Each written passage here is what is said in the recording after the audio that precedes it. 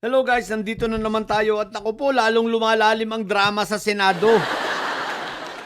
Mukhang ang nagputukan doon ay sila-sila lang ah.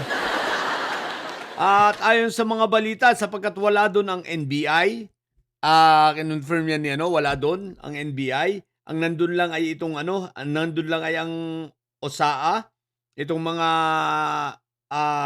security ng Senado at ilang mga backup marines ang nandun at mukhang nagputukan ay sila-sila.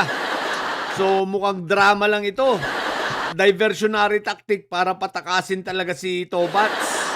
Kaya PNP at PNP, and guys, kurdunin nyo ng mabuti. Ang problema natin dito ay si John Vic, no? Hindi raw siya nandoon para arestuin si Bato. Napaka-incompetent talaga no? Naalala ko bigla si Nartaes, tao nga pala ito ni Mangga, no? Tapos itong si anyway, kung patakasin nyo si Bato, may pananagutan ng mga senador dito, nanyo. Si John Vic na tanga, wala raw siyang intention na hulihin dun si Bato. Despite na alam na pala niya ang warrant of arrest ni Bato last November pa. Talagang sinadya niyang hindi hulihin. Napaka-competent talaga, grabe. Ay nako, PBBM. Ano pang hinihintay mo? Dito kay John Vic, sibakin mo na ito. Pati si Nartaes, no? Mawala talaga yan. Anyway guys, ang isa pa, itong nag-live itong si Kawatano, no? Si Mr. 10K. Oh, tatanga-tanga kang hinayupa ka, yan ang legacy mo. Ganyan mo ginagawa ang Senado. Simple lang naman, kung gusto mong matigil ang kaguluhan ito, ba't hindi nyo isuko si Bato? Huwag kayong maghintay ng TRO dahil mga bobo kayo, napakaliwanag ng senyales na binibigay sa inyo ng Supreme Court na hindi sila makikialam. Dahil kung talagang makikialam sila, agad-agad nag-TRO ang mga yan. Pero bakit binigyan si Bato ng 72 hours? Binigyan ang respondent ng 72 hours. After nun, binigyan si Bato ng 72 hours para sagutin. So, ibig sabihin, 6 na araw lahat yon. O, di ba? 6 na araw? Oh, bakit 6 na araw kumbaga kailangan implement ang warrant, hindi kailangan hintayin. So yan ay isang napaka-laking senyales na ang Supreme Court ay hindi magbibigay ng TRO.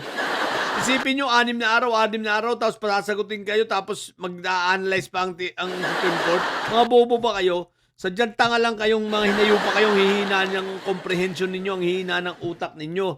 Ngayon, Kawatano, simpleng-simple lang. Kung gusto mong manahimik, isuko nyo si Bato. Tapos ang usap. At pag yan ay nakatakas, sisingilin talaga kayo ng taong bayan. Hindi lang taong bayan. Sisingilin pati kayo sisingilin sigurado kayo ng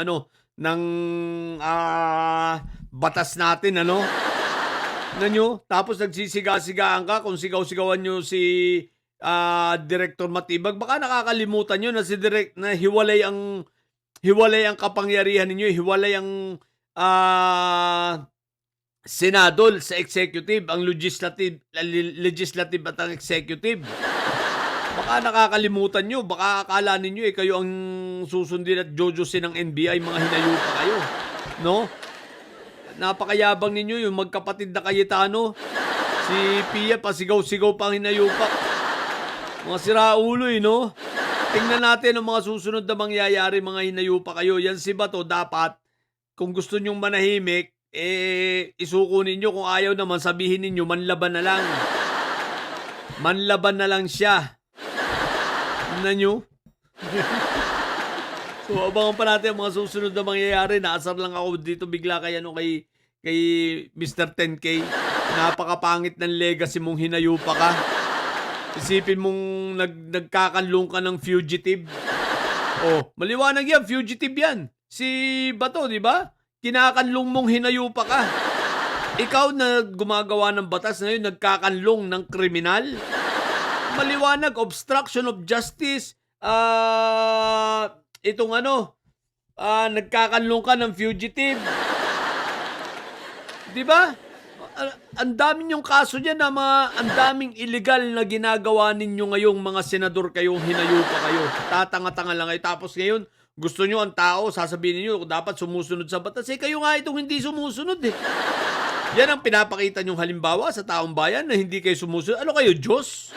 Manang-mana kayo kay Duterte na pwede nyong i-bend ang law, pwede nyong baliwalayin ang lahat ng batas. Tapos kayo ang hari? What the heck? O sige lang, maghihintay tayo kung ano mangyayari. Nanyo. Yun lang. Bye!